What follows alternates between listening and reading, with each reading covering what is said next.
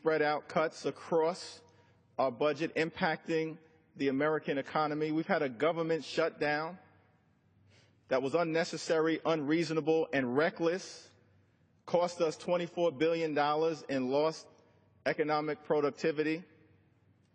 We've had a flirtation with the debt ceiling, threatening the full faith and credit of the United States of America, and now we've got a frivolous lawsuit against the President of the United States. It leads me to ask the question, is there such a thing as a four-ring circus? Let me now yield to my good friend and colleague from the freshman class, a distinguished champion for her district, the gentlelady from Illinois, Representative Robin Kelly. Thank you, Congressman Jeffries, and I want to thank Congressman Horsford and the Congressional Black Caucus for this special hour, a very, very important special hour. It is absolutely ridiculous what Speaker Boehner and his party want to do. It is a waste of time, as many of us have said, a waste of time, a waste of taxpayers' money, and it looks like nothing but a sideshow. There are so many things we should be working on, things like immigration reform, pay equality, helping to stop the gun violence in our urban areas, unemployment insurance that people so desperately need. Again, Speaker Boehner has shown that he does not pay attention to what the public wants and cares about. 90% of the public thinks we should expand background checks. 74% of NRA members think we should expand background checks, but he's not bringing that bill to the floor. But he's going to bring this bill to the floor when there's not even the public appetite for a lawsuit. And many Americans, quite frankly, don't feel the president has abused his power. Because we don't listen and we do things like this, it is no wonder only 8% of the public thinks that Congress is doing a great job or even a good job. From day one, there has been a great disrespect for this president like no other in history. Some of my colleagues are shocked that he won the first time and can't seem to get over that he won again the second time. Well, we need to get over it. You need to get over it because there's so many issues we can be working on. We should be trying to improve the quality of life of our constituents, of our country, and frankly, of this world. As a freshman, this is not what I came to Congress to vote on. I came to Congress, like I assume most of us did, to make a difference, to have a public agenda and not a personal agenda, and not an attacking agenda, and an agenda where, even though we disagree, we still show respect. So I again applaud you, Congressman, for holding this, sponsoring this. This is extremely important. And I hope the public is truly paying attention because this is shameful and, as I said in the beginning, ridiculous. Thank you. Thank the distinguished gentlelady from Illinois. And let me now yield to another distinguished member of the freshman class.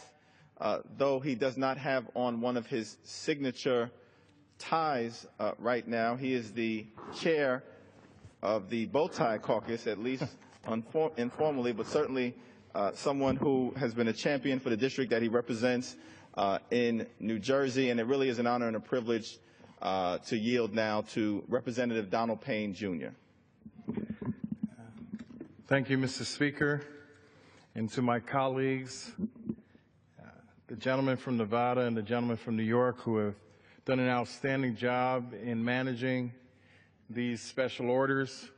I'd just like to thank them for the opportunity to come out and speak on this matter, this issue, this frivolous issue of where we find our nation, a lack of respect for a man who won an election, as we have had elections throughout this nation's history. But we come to a point in history now where there's something wrong with this president. Something about him is illegitimate. Something about him just isn't right. Something about him has members of this institution disrespecting him on a daily basis. He is the President of the United States of America, the greatest nation in the world, the most powerful man in the world, and deserves the respect that we have given every other president that has held that office. While millions of Americans are still out of work, my Republican colleagues are wasting time and money again. This time it's on a partisan lawsuit waged against the president and talk of impeachment. These actions are frivolous and they're shameful, and they pander to the most extreme wing of the Republican Party. Every serious constitutional scholar sees the Republican lawsuit against the president for what it is, a desperate political stunt. And they've tried many. As it was stated by colleagues prior to me, 50 times trying to repeal the law of the nation, the Affordable Care Act. 50 times. They will not stop at anything in order to have this president defeated and look as if he is a failure. When has that been our history in this nation? When has it come to that? This great democracy that we have has been a battle over ideas and a coming together in a bipartisan manner. Okay, you're over here, I'm over there. But we come together, common issues, to come to what is in the best interest of all Americans. Why should a president have to have members of this body or the Senate stand in front of him and say that I can't even stand to look at you? When have we, where in this nation? The home of the free, the land of the brave. We hold these truths to be self-evident. Are they self-evident in these days? Are they?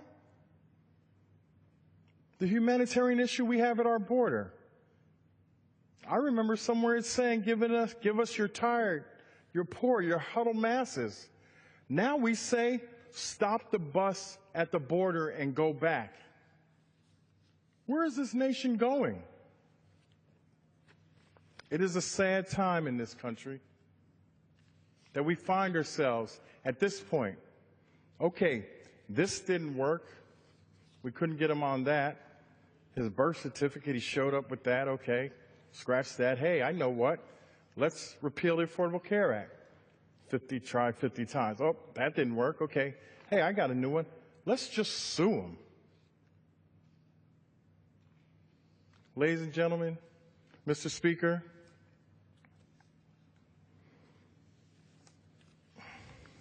just because the Republicans disagree with the president's policies or political persuasion doesn't give them the right to sue him.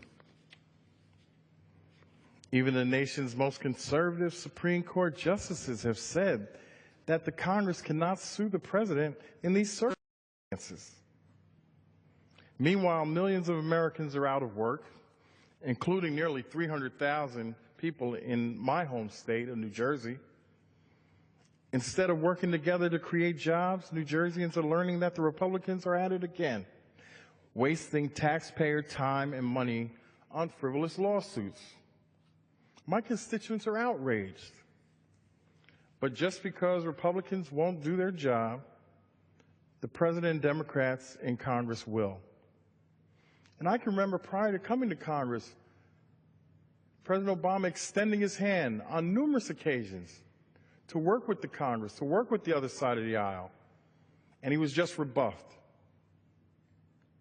Now that he says he will use executive privilege, executive order, now there's a problem once again. If you can't work with him, then he's going to have to go it alone and do what he needs to do to make sure this nation has the things, the laws,